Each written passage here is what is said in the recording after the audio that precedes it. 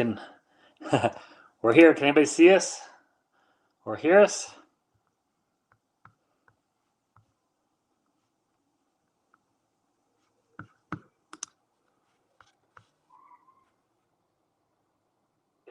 Ah, there we go.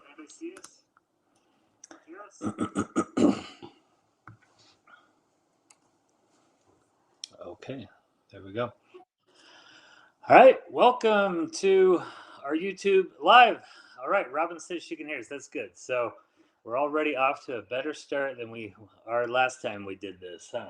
I think this is our second live stream ever, but we are so excited because we have been planning our trips for 2022. And so we thought that maybe some of our followers were also doing the same. And this is the perfect time to start getting your lodging, planning your trip, because it is crazy how quickly lodging books up at the national parks. And so as we were planning our things, we thought maybe we could help you guys out with your planning if you had any questions that we haven't covered in our videos or our blog or things like that. So we're hoping everyone had a very Merry Christmas and are ready to start 2022 right with some good vacation plans.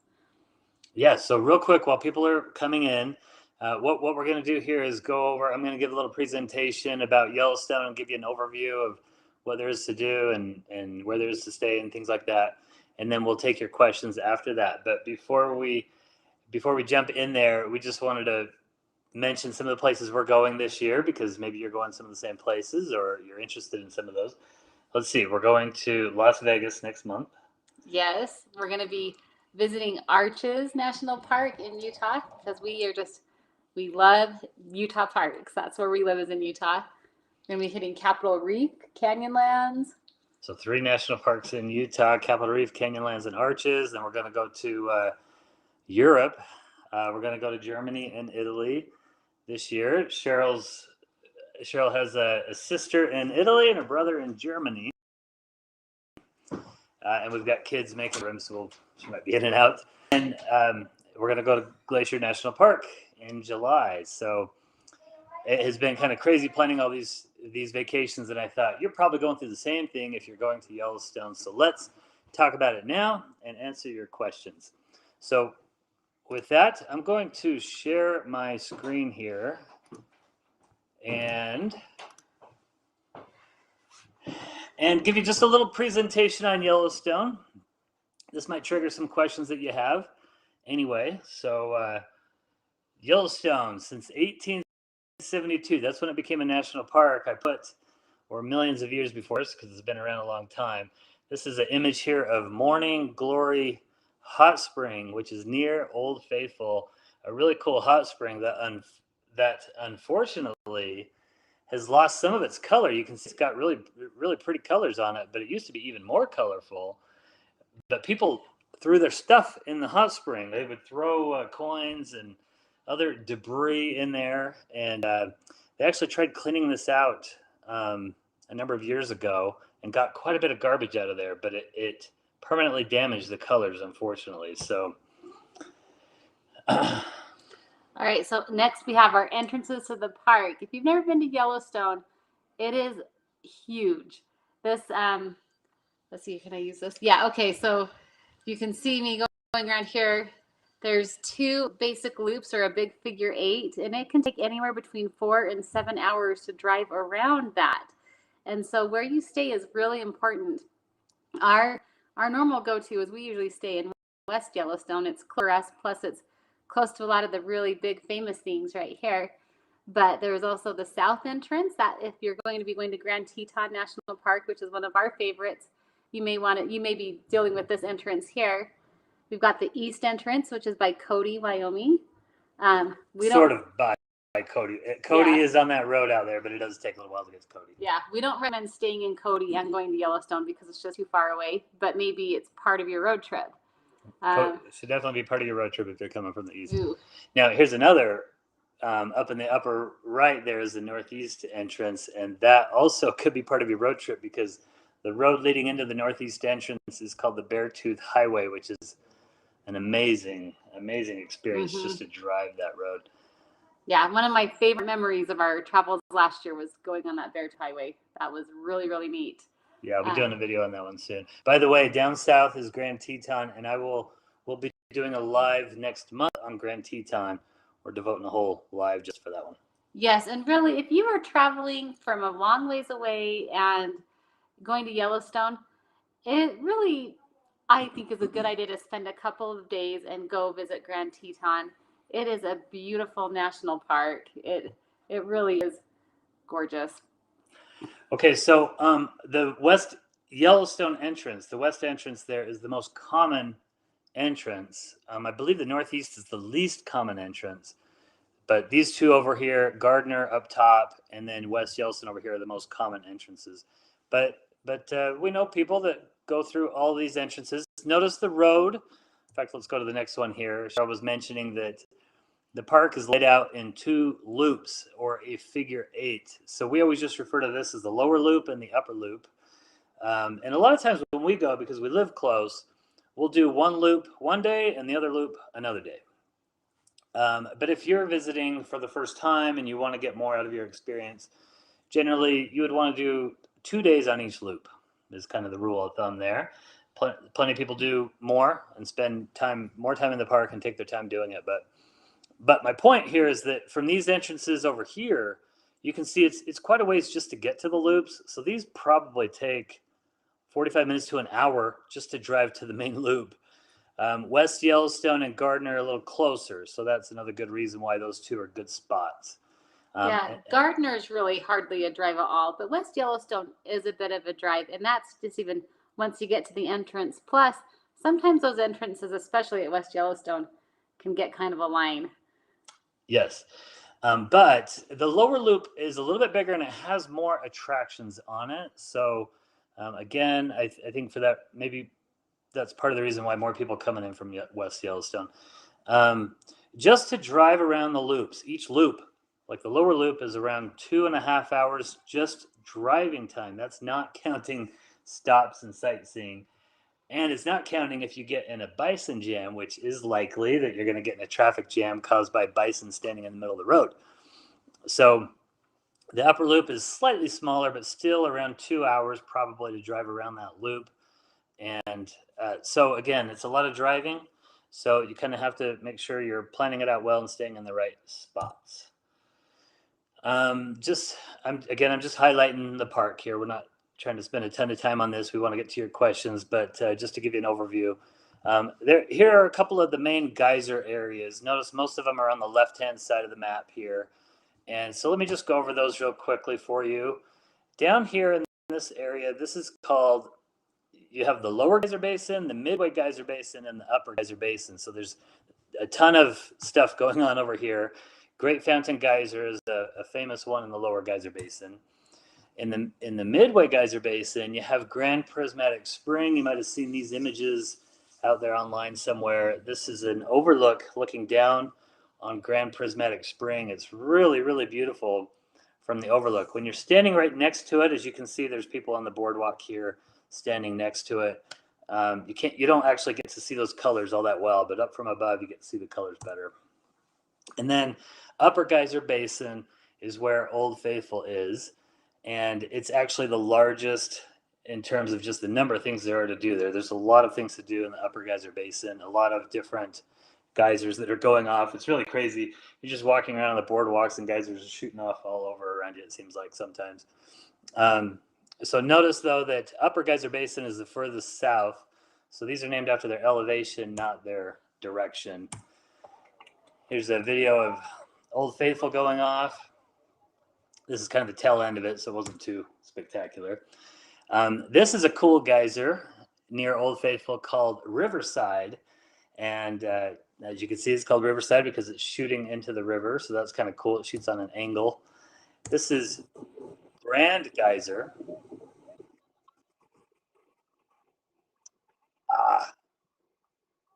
So Linda's saying her audio may be off from the images. Is that right?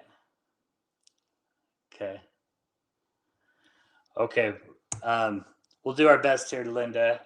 Again, this isn't necessarily meant to be the focus, but just wanted to show you a few things about Yellowstone.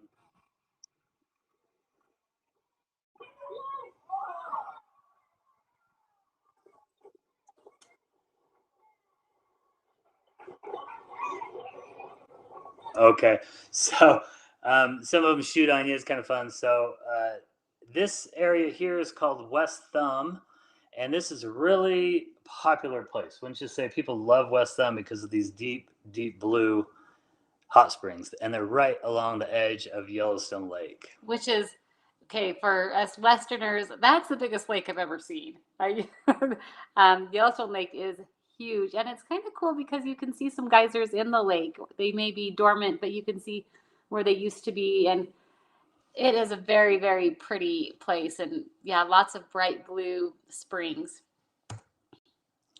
Okay, so then there's Norris Geyser Basin, which is actually a really large area, and it's the hottest area in the park. There's just all this, it looks like the end of the world kind of. There's all this desolate area, and the trees can't grow there, but it's surrounded by forest. I like Norris Geyser Basin quite a bit. I'm not sure Cheryl loves it as much as I do, but then there's Mammoth Hot Springs, which has these cascading, they're called travertine terraces, and they just cascade down. And it's quite a large area. And there's also a city around there. This is actually where the park headquarters are, is in Mammoth.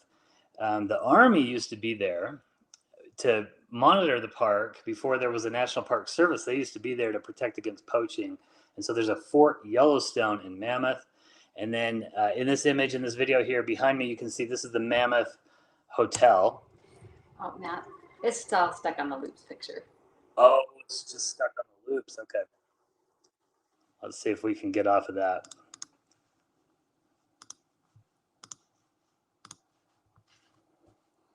Oops. Well, technology is always unpredictable. Let me know if it moves forward, Norris. Okay.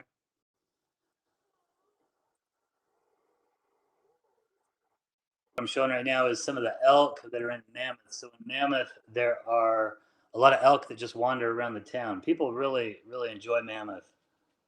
This is my mom's favorite part of the park, Mammoth. Yeah, Mammoth is pretty cool. One of my favorite things about Mammoth is that when Yellowstone first was created as a national park, they actually had to bring the Army in to keep poachers out. And so you can see all their stations, buildings that they used. And I know it's not a big part of the park, but I've always thought it was pretty interesting. I really enjoy seeing those things in Mammoth. And I remember I was researching, I know they did at least 1 year without having any structures. And if you've ever been to Yellowstone in the winter, it's brutal cold. It can get brutal cold there in the summer. I can't imagine living in tents and for the winter in Yellowstone for a year. That would just be crazy. Yeah, for sure. This is a video of Mammoth. In the background here is hot springs are these cascading terraces. In the foreground is the elk that you can see. So I'm not sure if the videos are working that well. Again, that's Mammoth there. Then we've got the Grand Canyon of the Yellowstone.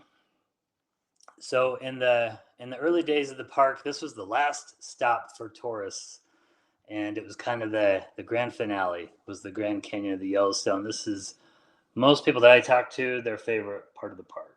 Mm-hmm. And we love to see the Grand Canyon of the Yellowstone from Artist Point. Danielle says you saw the elk. Okay, good. Well, we will get off this PowerPoint really quick, and then it won't be this problem with the matching of the pictures. The pictures are really great, though. I feel bad they're not working. Yeah, it's too bad. We've got the map and the pictures. We're trying to give you a good sense of what it's like. Okay, so anyway, the Grand Canyon is just, there's so much to do around there. You should spend at least a half a day around the Grand Canyon of the Yellowstone, exploring the different viewpoints of the canyon. The most popular viewpoint is Artist Point, probably, but then there's some hikes that you can go down to the canyon. Here's an image of what's called the lower falls, and it's tumbling. You can go right to the brink of the lower falls and watch it tumble down into the Grand Canyon. I'm gonna forward through some of the videos here because they're not working, I don't think. Okay, So then, of course, wildlife. So many people dream to go to Yellowstone for the wildlife. And this is a bison that was standing right next to our car this year that I took a picture of. Just They do get really, really close to your car. You know, there are guidelines to stay how many yards away? 25 yards away from bison. Yes, 25 yards away from bison. Sometimes they're the ones that approach you. So it's up to you to back up or just stay in your car. Yeah, it's kind of fun when they walk right by your car because they're just so big. It feels like they could push your car over.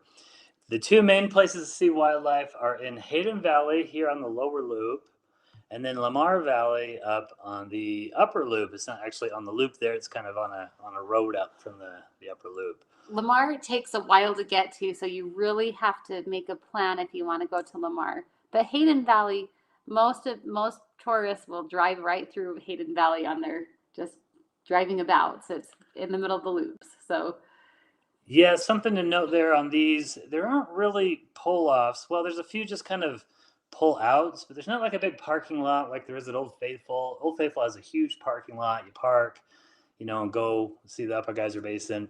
In Hayden Valley, there's not really parking lots that you pull off in. There's a few pull-outs, but it's not really an experience, a planned experience. You're just hoping to see wildlife for the most part.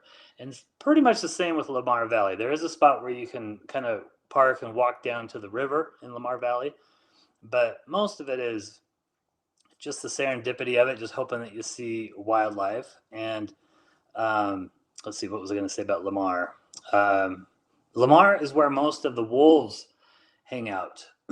More common to see wolves up in the northern section of the park than in the southern section. And then also, this last year, we stayed in Cook City, way up here on this northeast entrance. We stayed there for a night so that we could get better access to Lamar. So we got up real early, like 4:30 in the morning, and went over to Slough Creek in Lamar Valley to wolf watch. So there's a lot of people that set up their scopes there, and they're looking there to find the wolves because there's a den there near Slough Creek. So that was a pretty good way to do it. You wouldn't want to stay in Cook City the whole time, but maybe for a night you go out there and you're closer to Lamar, and then you come back to the main part of the park there. Okay, so Hayden Valley, Lamar Valley, again, I've got a couple of videos, but they don't seem to be working very well. Bears, I've got a video of a bear here. You're more likely to see grizzly bears in Lamar Valley, but I wouldn't say you're likely to see grizzly bears. no, it's rare to see a grizzly bear. Kind of rare to see a grizzly bear, and they hang out far away from the road because grizzly bears don't really like to be around people. You might get lucky. You're a little more likely to see black bears in Yellowstone than you are grizzly bears, and most of the black bears hang out at the northern part of the park. Sorry, let me get through some of these. We're kind of looking at our screen to see if it's working for you. But anyway, you're more likely to see bears up at the northern part of the park or on the east side by Yellowstone Lake, kind of by Fishing Bridge area. So those are the big areas to see black bears. Okay, and then Yellowstone Lake, of course, we already mentioned that's a pretty big thing to see in Yellowstone as well. A lot of people love walking along the lake in Lake Village, maybe having a picnic along the lake. Yeah, and one thing to know about the water in Yellowstone is it is not warm. It is very, very cold. And so most people actually, there's a couple of little spots that you can go swimming where there's some geyser water that goes into the water to make it bearable. But for the most part, it is so cold. People that go out on Yellowstone Lake, they're not water skiing or swimming, they're fishing or sightseeing. Wonderful. Larry says he saw his first wolf in Hayden Valley. We actually, when we drove through Hayden Valley this year, we actually just missed a wolf. A couple people were there with their scopes and told us that we just missed one. So that's pretty cool, Larry. And then, some fun comments there. Caribbean Explorer, by the way, you're asking if end of May is a good time to go. Yes, that's a fantastic time to go. That's when we were there this year.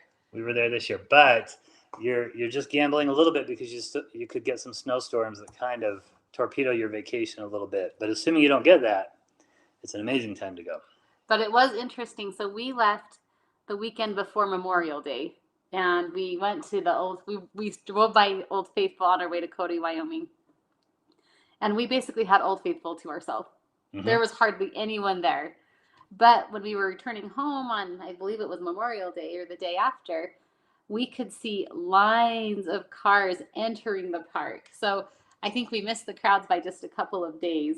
Yep. But it was really neat I'd never seen Yellowstone so quiet and peaceful, just because it is a popular place to go. And, you know, generally our family does travel between the months of May and September. We don't go there any other time. And normally we are sharing it with other people, but that day we weren't. It was really neat. Our next place is Roosevelt. So this is called Tower Roosevelt on the map, and there's a tower fall. There's really a tall waterfall that you can see there. There's quite a few other things you can do there, though, like Roosevelt Lodge is there, so you can actually stay there, but you can also eat at Roosevelt Lodge. And then you can, let's see if we can get this to work. You can do a Roosevelt cookout. So we did this last year where we took a horse ride out to a chuck wagon, and they served us a steak dinner and all that. That was really a cool experience. That was one of my favorite experiences in Yellowstone, I think, that I've ever done. And I was just going to say, you know, Matt and I have been traveling to Yellowstone. All parents took us a lot when we were children. We go almost every year with our own family now, and it surprises me all the things that we still haven't done. Every year we see and do something new. And one of the things I've been learning about just the national parks in general is that they actually have some really good dining options. Usually in years past, I've avoided dining in National Park because, you know, usually we're camping, so we have our trailer and we can pack a picnic lunch, and I love to do that. And I wouldn't say that, you know, you need to try to put a counter service restaurant on your stool because it's not, you know, it's food, it's not anything fabulous. But some of their sit down restaurants are really nice and really fun and a nice break from the wilderness. In Grand Canyon, we went to El Tovar this year. It was wonderful. We loved eating at the Roosevelt Lodge this year at Yellowstone. That was so much fun. And then the Western Cookout was really cool. And so I'm realizing that, you know, I'd say for the most part, pack your own food, but maybe schedule a sit down dinner on your trip because they do have great food and it's just a fun atmosphere to eat in some of those lodges in the park. Yep. Okay, I want to highlight this one because for the last couple of years, this road going from Tower down to Canyon has been closed, and this road includes Mount Washburn. So this is the highest, one of the highest points in the park, but the highest point you can really get to easily. So you'll actually drive up over this Mount Washburn. You can stop and do a hike up to the top and get some overlooks and stuff like that. So I wanted to highlight that is open this year for the first time in a few years. And I'm wondering, oh, Larry says they have great ice cream at Tower, and that is true. That's usually where we stop at Tower and get ice cream. This year we actually ate in the lodge and we did the cookout, but I think the ice cream was still closed. The general store was still closed, I think. Yes, Yellowstone is still dealing with all the COVID restrictions. There are, you know, it's interesting. Our national parks have opened up virtually everything, but they lack the staffing to run the way they usually run. And so just due to those shortages, sometimes you'll go to a restaurant and there will be plenty of empty tables, but they aren't seating people because they don't have the waiters to serve them. Or at the Grand Canyon, some of their shuttles weren't running because they didn't have drivers for them.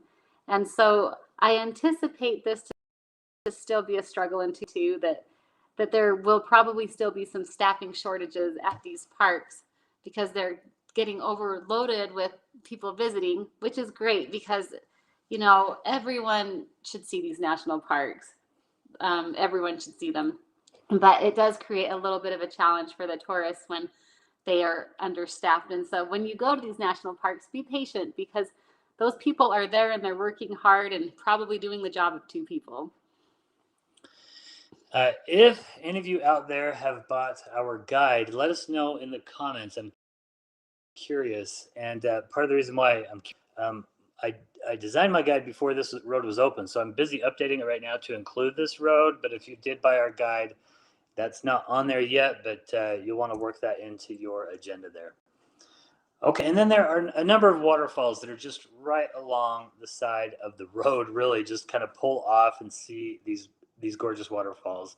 So I have a couple videos here, but I'm not going to show them because our feed isn't working all that great. But some of these are just so easy to stop and see. They're really great. And then I'm not sure if I want to do the slides on this either, but let me just say a word about lodging in the park here. So you can see, if this slide pulls up, that there's lodging all over in the park. And I think the largest one to stay at is Canyon Village. I believe that's the one that books up the latest because it has the most rooms. So that's a really good one to stay at because it's also centrally located. It's right there in between the two loops. And so you might want to consider staying at Canyon if you're considering staying in the park. In the park, lodging is a little more expensive than lodging in Gardner or West Yellowstone, but maybe not. I mean, there's still plenty of expensive lodging outside. Yes, campsites in national parks are really affordable, but the lodges, they're trickier because, first of all, you have to get your reservation. They open up 12 to 13 months before, and they begin booking up that early, depending on where you want to go. So you really need to, if you're wanting to stay in a lodge inside the park, you need to be thinking a year ahead on that. The other thing is that the lodging, I would say ballpark, I'm not going to give you an exact number because it varies greatly, but about $200 a night per room inside the park lodging. And these are not posh accommodations. There's no AC in most of them, no TVs, lots of times no microwaves. But you do get the Yellowstone experience of, being more in a wilderness type area. A lot of the buildings are really cool. And you're not having to drive so much, which is a real benefit in a park as big as Yellowstone. Yep. Canyon probably doesn't have as much character as some of the other places like Lake Village or Grant Village. You're right along the lake. Old Faithful has three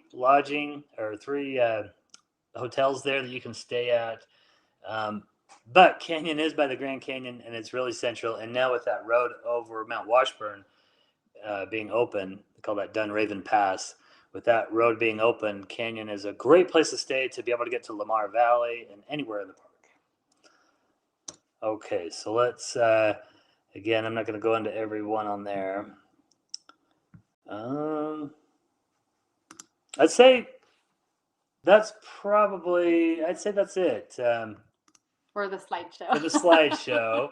So let's go over your questions now. Let me try to get off of this.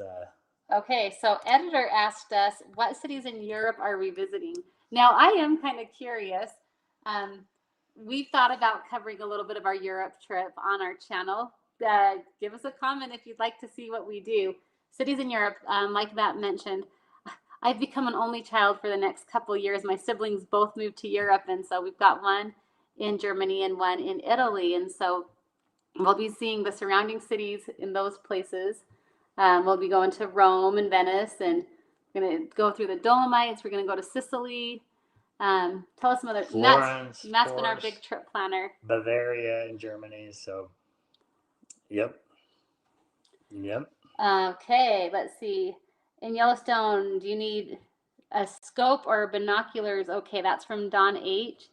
That's such a good question. I would say in most circumstances, your binoculars are going to be fine unless you were wanting to watch the wolves at Lamar Valley. You would not believe the giant spotting scopes you'll see people have, and at least in our experience when we've gone, and those spotting scopes were pretty important for being able to see the wolves because you are 100 yards away from them at a minimum, and they are difficult to see. I know that my dad has a spotting scope, and he loves to bring it, and a lot of times he can see some things. Like one time he saw a grizzly bear feeding on a carcass through a spotting scope. And so I guess it just depends on on what you are going to Yellowstone for. If you are really going for wildlife and you're planning on camping out and waiting for some wildlife, a spotting scope's probably a good idea. But if you're just kind of a casual sightseer, binoculars are great. And one thing that we've learned too is that you can actually rent spotting scopes and binoculars in a lot of the outside, like not in the park, but a lot of the cities that you stay in, like Mammoth or West Yellowstone. There are places that will rent you those sort of things so that you're not having to purchase such a big thing or pack it on the airplane. So just something to keep in mind. Yeah, Don, I would, if you're going to go to Lamar and look for grizzlies or look for wolves, I would go to the general store in Cook City. That's where you can rent the spotting scope. I'm sorry if you said that. I was reading through the comments. But yeah, you could just go rent a spotting scope because those spotting scopes are a couple $1,000s. I would just go rent one, and that would be really good. But you do need one if you're gonna, like, even in the scope, you can kind of barely see the wolves clear across the Slough Valley. Binoculars aren't going to do good enough there. So, okay, so we've got next one. oh, best place to see moose? I'd say go to Grand Teton.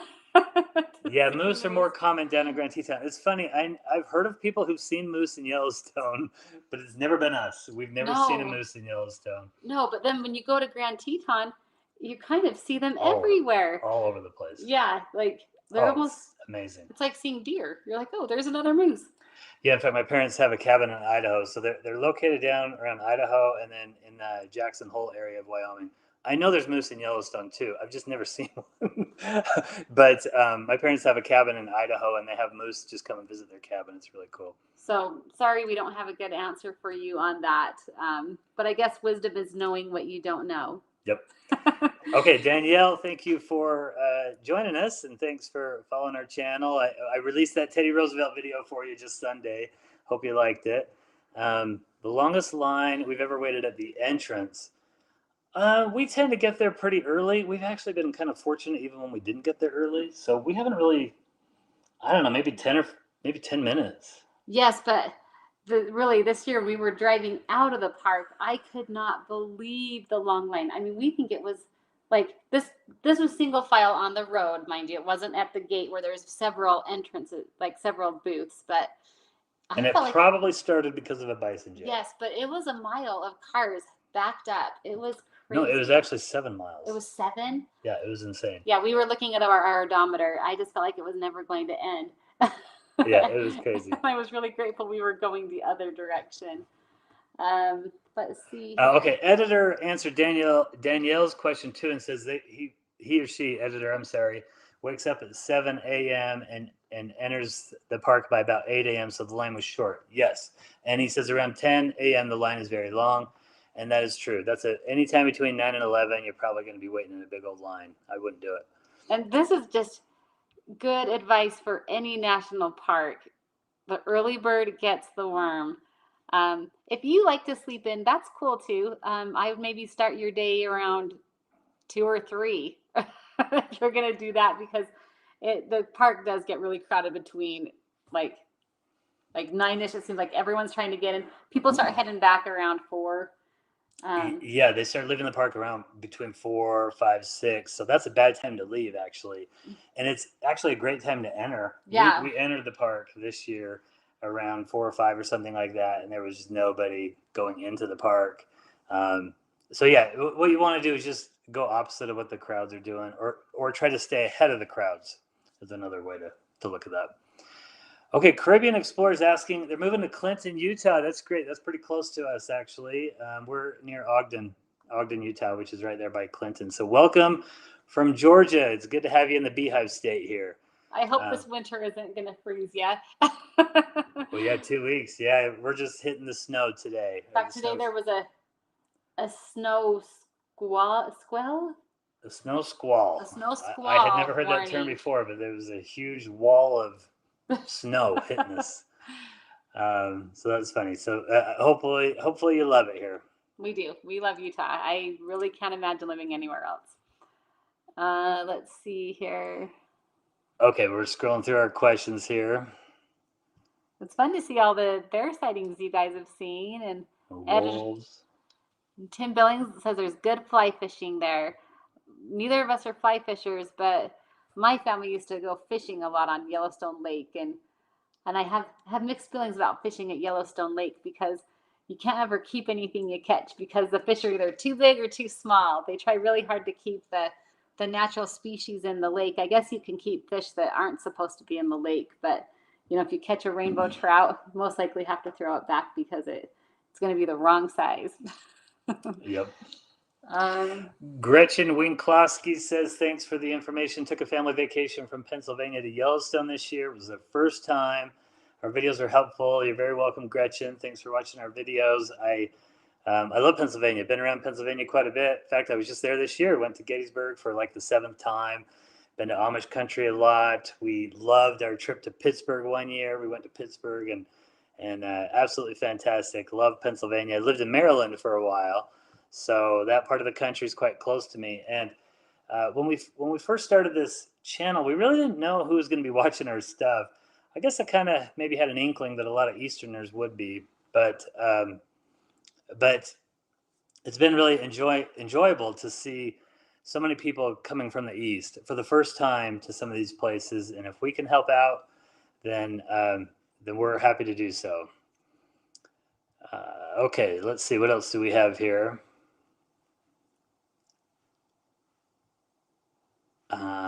Okay, the busiest parking lots. Albert Zhang is planning a trip for his family, and I believe Albert is only like 11 years old. We're so impressed. So impressed. Just planning a trip for his family. That's amazing.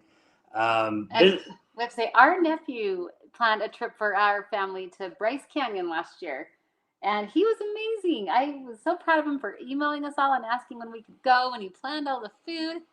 And so that was really, really a neat experience to have our nephew plan a trip. And so that's cool, Albert, that you were working on that too. Okay, and then let's see. So anyway, Albert is asking, what are the busiest parking lots? So Grand Prismatic Spring fills up very quickly in the day. Norris Geyser Basin fills up. And by the way, so take a little note here. If Norris Geyser Basin is filled up and you still want to see it, just drive about maybe a mile north of the intersection. Norris is literally right at the intersection of the two loops there. There's a stop sign that you enter into Norris. If you drive about a mile north on that road, you can park there and take a little side trail and enter the basin from the north. So that's an option for you if the parking lots are full. But yeah, that one does fill up as well. Canyon occasionally fills up. I've never really had that experience too much, but it can fill up. Grand Canyon of the Yellowstone can get kind of full. As I mean Canyon. Oh, yeah. Sorry, I used Canyon. Grand Canyon of the Yellowstone, that can fill up. But I've never seen Old Faithful fill up. That has a huge lot. There's two little geyser basins right by Old Faithful. Biscuit Basin, which does fill up, and Black Sand Basin, which doesn't usually fill up. That's kind of a little secret spot, actually, in a way. Nothing secret, but Black Sand Basin's a nice little area with a small parking lot, but it doesn't fill up that much. Well, the thing with the geysers at Yellowstone, I feel like a lot of you on here have been to Yellowstone several times, and some of you have never been. But there's a lot of geyser basins, and sometimes you can get the feeling with a geyser basin. Matt feels this way about caves. He feels like once you've seen a cave, you've seen them all, and so all the geyser basins are amazing, but there are certain ones that you really want to make sure you go see. Like you have to go to the Old Faithful Geyser Basin because there's more than Old Faithful there. There's other erupting geysers. But if you've been to the park several times, it's good to hit some of these smaller, lesser known geyser basins because you haven't seen them before. And they are amazing. It's just they do kind of take a back seat to some of these like Grand Prismatic and Old Faithful.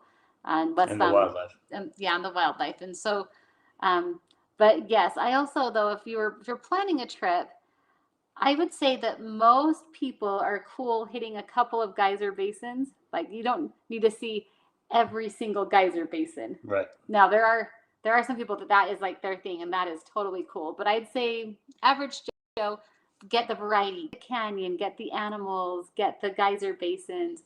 Do do some of the little activities around the area, and you'll have a fantastic trip. Like the itinerary we wrote has a little bit of everything, just so that, oh, and waterfalls.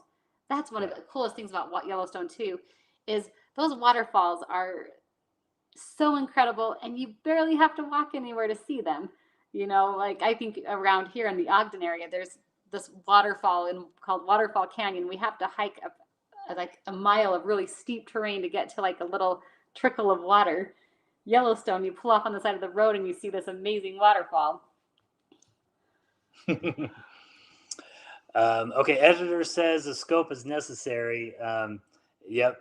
Again, if you're going to be a real wildlife, searching for wildlife in a big way, I would rent a scope. Larry's wondering if we've driven the one-way road Blacktail Plateau east of Mammoth, and I believe that's the dirt road. And yes, we've driven that dirt road, and we did not include it in our itinerary because I've never seen any wildlife on that road.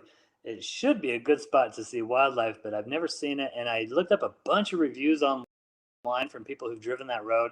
Never seen it either. Had ever seen any wildlife either, or most of them hadn't. So, not sure that's a must-do activity. I would probably avoid that. But you might get lucky. So, okay, Tim Billings has seen a lot of moose in Yellowstone. All right. Oh. Fantastic. Mary Beth Carrington from the UK. Welcome. All so right. Cool. Desperate to see wolves. How can I increase my chances? Well, Lamar Valley is where they generally hang out, and you've got to be an early bird to see those wolves. It seems like, though, we were there with the Wolf Watchers this year, and it seems like, I mean, there are websites dedicated to the wolves of Yellowstone. I mean, yeah. So actually, Mary Beth, I'm going to do a video on this soon and put some information on our website. But I'll just tell you what I've learned so far on this. I really considered doing a wildlife tour this last year. I was really on the verge of doing it for our family. I think it would have been about $1,000. We have 6 people in our family. Yeah, but they did have kind of a group rate or something. Like they have a base rate, and so it wouldn't have actually been that much more. They're kind of expensive. But I decided against it because they don't take you to anywhere off the main road other than Slough Creek. So Slough Creek is a little dirt road that goes down to a campground, and that's where one of the wolf dens are.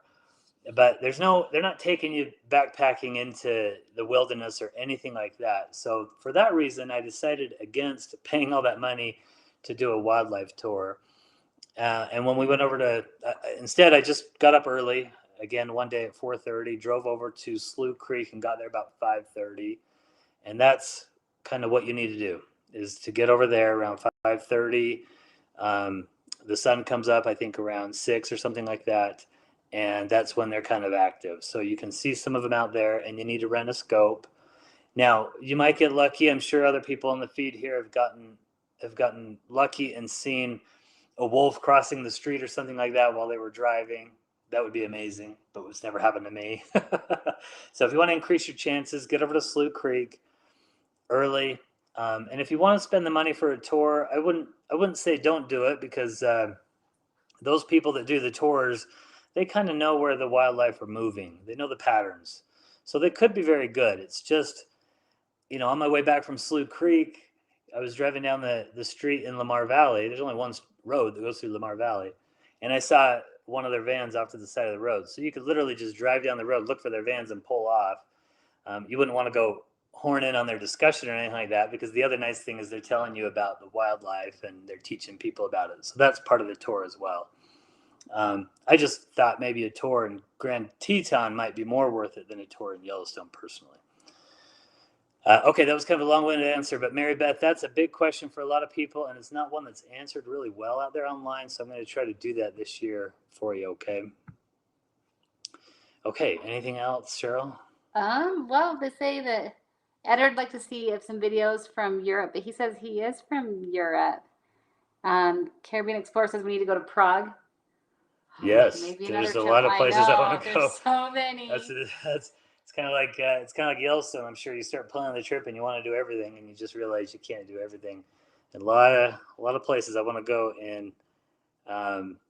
in Europe that we can't do on this first time. So I just, I have the opinion that we're going to get back to Europe, and that's kind of the opinion you want to have when you visit Yellowstone. Is that you'll get back there someday and you'll see more of it. Oh, we have a rotten egg comment from Tim Billings. Yes, the geyser basins smell bad. One of our good friends, they took their teenage kids to Yellowstone. None of them had ever been to Yellowstone before, and one of their kids wouldn't get out of the car because he hated how it smelled. Yep. Let's see. We have not visited any parks on the East Coast. Well, Matt probably has. Matt lived on the East Coast for a little bit. Yeah, I've been on the East Coast quite a bit actually. So we went to we visited Washington D.C. is an area I know really well, and I'm gonna actually make some videos and some guides on Washington D.C. because I want to help people travel there, and I know that area well. I've lived there and traveled there many times. I've also been to Fort Sumter in South Carolina. Been to the Gettysburg, and let's see, trying to think of some of the other national parks I've been to in the East. Not Acadia, that's on the bucket list for sure. So yeah, just a little bit, but not Shenandoah Valley either.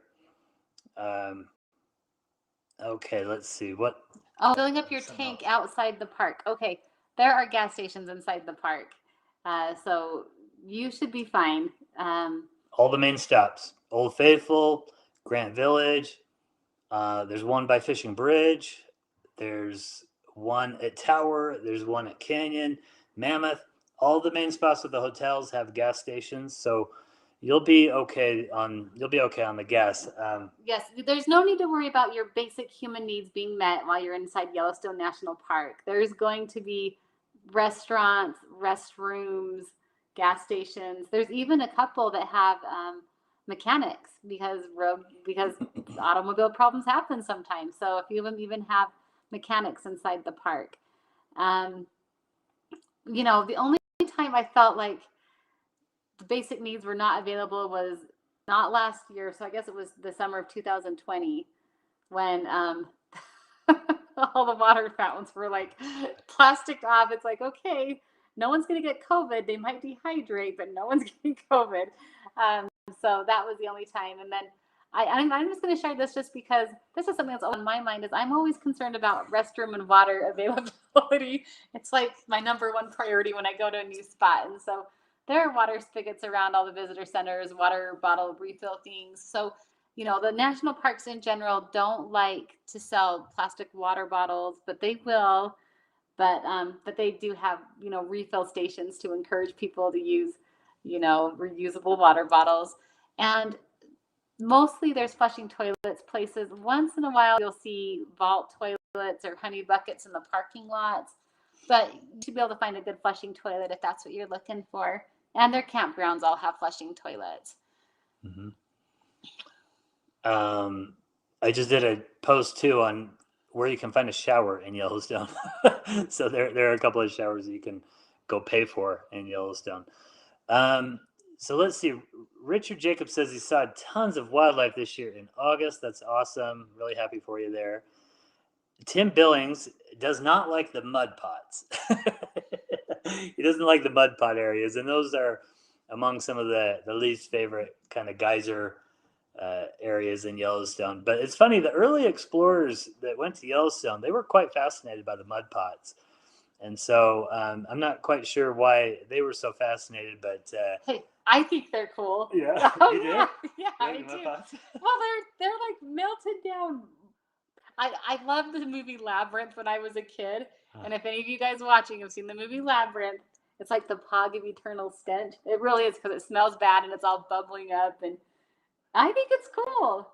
So just as a real brief refresher here, or overview, there's 5 types of geothermal activity in Yellowstone. There are hot springs, which are just kind of the clear ones you can look down into. There are geysers, which shoot out of the ground. The hot springs and the geysers, the only thing that separates them is that the geysers have underground, they have a kind of a bottleneck effect where the water builds up and then it comes shooting out of the ground. There's mud pots. There are the travertine terraces at Mammoth, and I am missing one other one actually. But the fumaroles. Oh, the fumaroles, which are the steam vents. They just all the water basically burns off before it gets to the surface, and the steam comes out. And those are super dangerous. They're very, very, very, very hot. And yeah, I think sometimes when I'm amazed that more injuries don't happen at Yellowstone with all the hot things coming out of the earth. So stay on those boardwalks. There have been probably over 100 injuries, recorded injuries. I'm sure there's been many other injuries that were not recorded, but I believe there's been over 100 recorded injuries of people getting burned in the hot springs. There have been, I believe, 22 deaths. In fact, I have a whole essay on this on our guide about the deaths and some of the crazy stories that have happened at the hot springs. Typically, people fall into the hot spring, and they're able to get out of the hot spring, but they've got burns all over their body, third-degree burns all over their body, and they usually end up dying in the hospital when they're being treated. That's kind of the way it's happened. Only one time was a body not recovered, to my knowledge, and that was actually about 5 years ago in Norris Geyser Basin. Somebody fell in, and it was a day or so before they could search for him, and it was too late. So some kind of crazy stories with those hot springs. So they have boardwalks for a reason.